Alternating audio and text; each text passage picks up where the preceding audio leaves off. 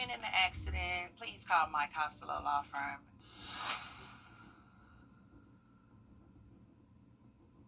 Next to Parker's Kitchen's huge chicken tenders. Everyone else's chicken strips, well, they look like featherweights. Well, it's true. Live from Augusta, you're watching News 12 at 6 o'clock. Live right now, more than 100 supporters in Aiken flooding the streets for a prayer vigil honoring conservative activist Charlie Kirk, who was killed in a shooting in Utah last Wednesday. The vigil is being held at Hain Avenue and Lawrence Street in Aiken. That's where you're 1 week later, memorials continue to grow across the CSRA in honor of a mother and daughter shot and killed in the Augusta Best Buy parking lot. This is 41-year-old Melissa Domingo and 79-year-old Elizabeth Domingo. Now, deputies say Melissa and her mother Elizabeth were there for a custody exchange when they were shot and killed. The suspect, the child's father and Melissa's ex-husband, 41-year-old Hajir Talebzadeh, he faces 2 counts of murder and 1 count of child cruelty as well. Your Audrey Dickherber joins us live from the newsroom as she explains how the community is honoring the victims. Audrey. Heartbreak, confusion, and immense sadness has been felt in and out of the CSRA. But as those who were close to Melissa Domingo and her mother Elizabeth Domingo try to grasp this loss, the community is coming together to show their support. She is hilarious. She's absolutely funny. When she walked in, the light in the room, everyone enjoyed working with her. Very charismatic. And she's very caring, very loyal. She's just a beautiful person inside and out. Remembering Melissa Domingo and her mother, Elizabeth Domingo. Very bright, shiny, fun. All of her guests loved her. I don't think one person that she served could have ever said, oh, she wasn't the nicest server we ever had. You know, she was always just so bright and bouncy, and yeah, she was going to be missed for sure.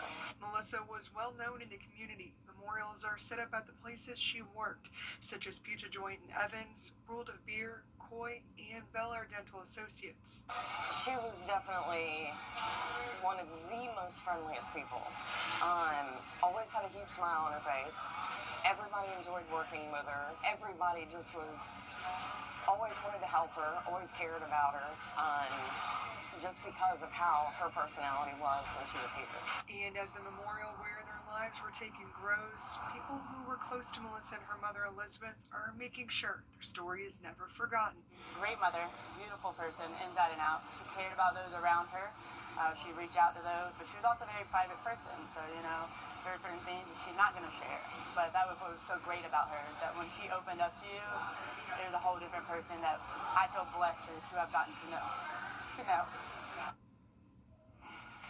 And Melissa's close friends say since she was involved in the community and there has been so much support, they're inviting anyone who would like to celebrate their lives to the memorial service on Saturday. We'll have more information on our website, WRDW.com. And the important thing in this entire story is that a young child is growing up without probably both their parents at this point. Great to see the community showing up for them. Absolutely. Just a tragic situation, but thankful for that community support. Thanks, Audrey. Well, looking at the forecast as we go into the overnight hours, temperatures will drop into the 60s for us. So waking up for your Tuesday morning, a light jacket, not a bad idea, but check it out. Plenty of sunshine throughout the day for us. So we can expect to see temperatures warm up to 80 degrees by noon, topping off in those middle 80s. We could see an isolated shower as we get closer to sunset tomorrow, but most of us will remain dry, and anywhere that does see some rain, it's really not going to accumulate to much. So any outdoor plans not looking bad, and hey, outdoor plans not looking bad this weekend either.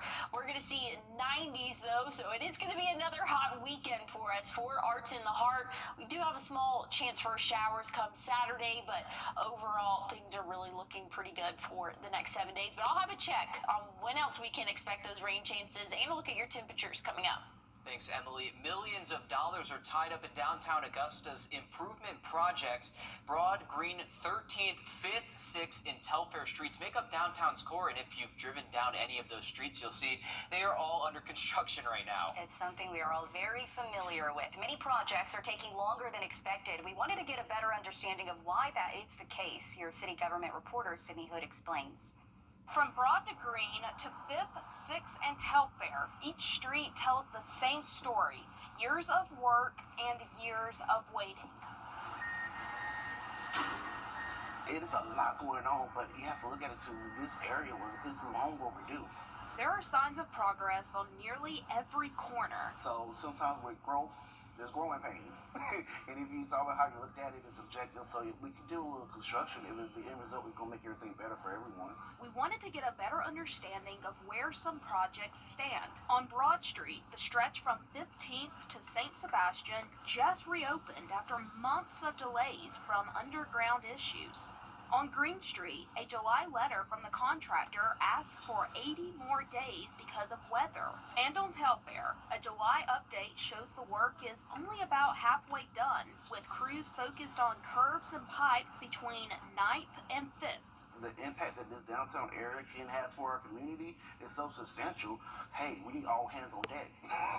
So, because once one area gets impacted and becomes better, we want it to overflow to other areas. And so, if we all are working together, that's just going to make a larger impact for our area. Many businesses want to be a part of the process. So with the growth, we want the people to come here, but if you don't have the access to them parking, they won't come. But once again, the overall thing of it, we want it more walkable. We want that downtown feel, which we need, and a lot of people that are moving to the area are used to. So let's make the downtown area as more attractive as we can. Storefronts are navigating the roadblocks, hoping the end result will come with a stronger downtown. In Augusta, Sydney Hood, on your side. City leaders are expected to hear updates on the Broad Street improvements tomorrow. That update will include plans to possibly add more parking to the plans. Georgia Senate candidate Eric Dooley made one of his first stops. We have an update to a shooting that killed 14-year-old DeAndre Howell and injured 3 others in Augusta a month ago. A second teen once charged in the deadly shooting has been cleared of all charges. The district attorney says both Vincent Hakeem Carter and Demetrius McClam acted in self-defense. And one of the teens formerly charged was also injured in that shooting.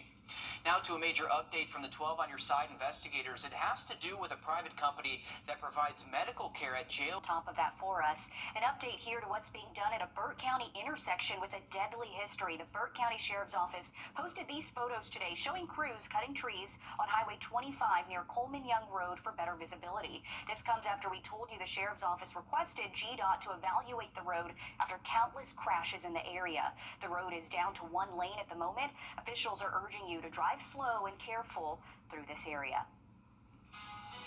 Well, just after the break, this past week wrapped up week 4 of high school football, and we have a coaching change on our hands in South Carolina. We'll tell you about it coming up here shortly. Emily?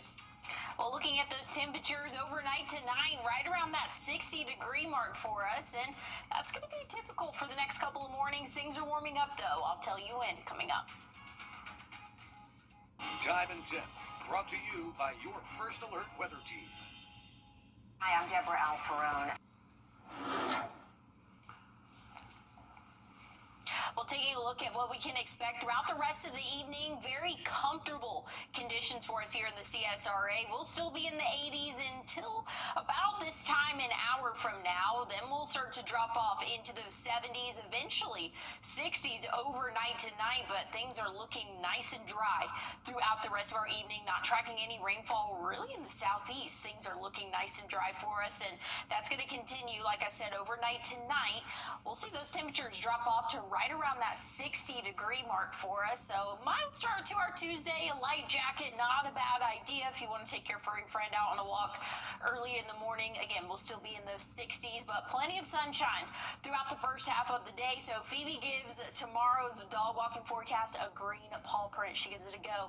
Things are looking nice and dry throughout the majority of the day. We could see a light shower coming in later in the evening for us, but very small chance at that. Rain totals the next 7 days, very minimal for us. You can see less than a quarter of an inch when it's all said and done. We have a few chances for isolated showers, but again, it's not going to accumulate to much, and most of us will be staying dry. Check this out though, Invest. We officially have an Invest 92 in the Atlantic right now has a 90% chance of becoming a named storm as it's going to continue to track westward. So we'll keep a close eye on it. All you need to know know right now is, hey, your first alert weather team's here. We're keeping an eye on this. If this becomes an issue, it will be 7, 10, maybe even 14 days from now. So something we'll just continue to keep an eye on the forecast. So please be sure to check back for any updates that change, but I'll have a look at your 7-day forecast coming up soon. On Your Sideline, sponsored by Chandler Law Firm. Friends, we haven't even hit the halfway point of the high school football season, but Blackville Hilda is already without a permanent head coach. Just over a week ago, the school's athletic director, Paris Mason, says that head coach Jeremy Sate stepped down from the team. That news following a winless start to the season for the Fighting Hawks. Sates was an assistant at Blackville Hilda under previous head coach Kevin Jones, who stepped down after last year. Following the exit of Sates, Mason has temporarily taken over the program, becoming the third play caller for Blackville in less than a year. Just felt like it might be good for him to step down because it was just some other things that was kind of going on. So we had to accept his resignation, and we tried to go on from there. There's no need to go and try to open things up right now. We'll probably do that at the end of the season. So I had to step in and go ahead and just finish out the season. On football now, college football, Georgia now has 9 straight wins over the Vols. Not only was Saturday's game a proving point for Georgia, but for Strom Thurmond's Braylon Staley. The Vols wide receiver had 9 catches for 97 yards and 1 touchdown. That sole score came off a 32-yard pass from Joey Aguilar for the go-ahead in the fourth quarter with 11 minutes to play. More news coming up next. First Alert Radar, powered by Jim Hudson Automotive Group. In today's This Day in History, on this day in 1776, British forces began occupying New York during the American Revolution. They stayed there for the next 7 years when the U.S. got its independence. Emily? Well, we'll take a look at the brag board here. Bryson Williamson and his partner Reed, they won a tournament for the Clemson Trail. I think I'm saying this right. I'm not Riley, but I'm pretty sure that's what they had submitted. The Clemson Trail must be a tournament. But hey, congratulations to you guys. This is your weekly brag board.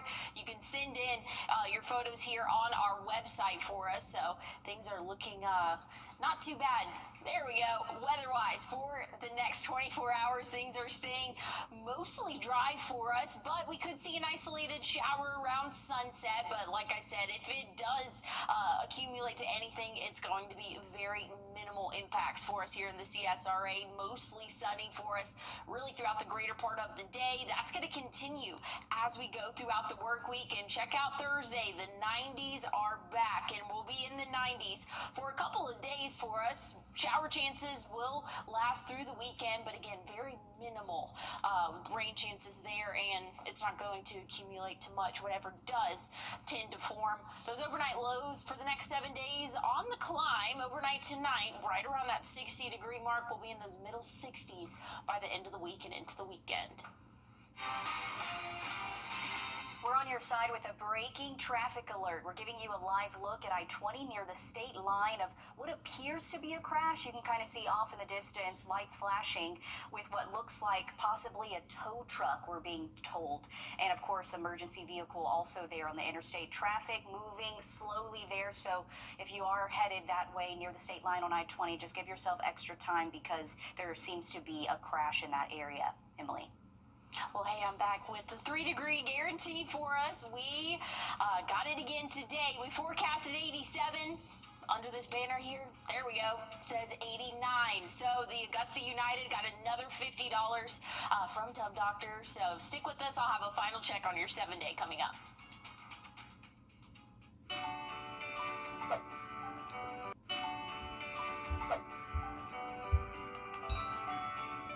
For over 30 years. Then please call my Costello Law Firm. Well, here's a final check for your 7-day forecast for us. Great conditions as we go throughout the start of the work week. We can expect temperatures still to be in those middle and upper 80s tomorrow and Wednesday. Wednesday. An isolated shower possible Tuesday, but very low chance, didn't even include it on the 7-day for us. Check out Thursday, though.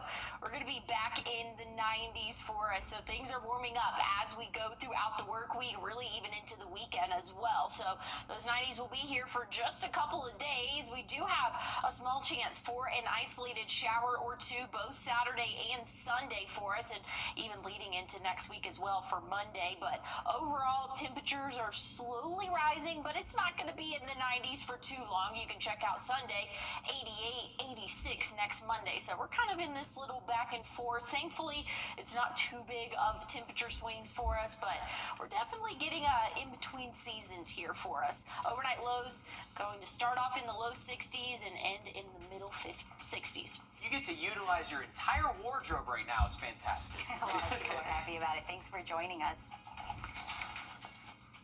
America, this is what you